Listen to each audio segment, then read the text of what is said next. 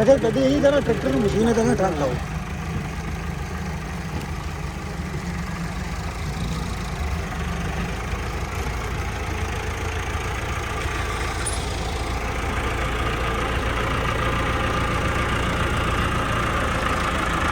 ਉਹ ਤਾਂ ਠੱਲ ਉਹ ਟਰੈਕਟਰ ਲਾਇਆ ਜਾਬੂ ਇੱਕ ਸਾਲ ਦਾ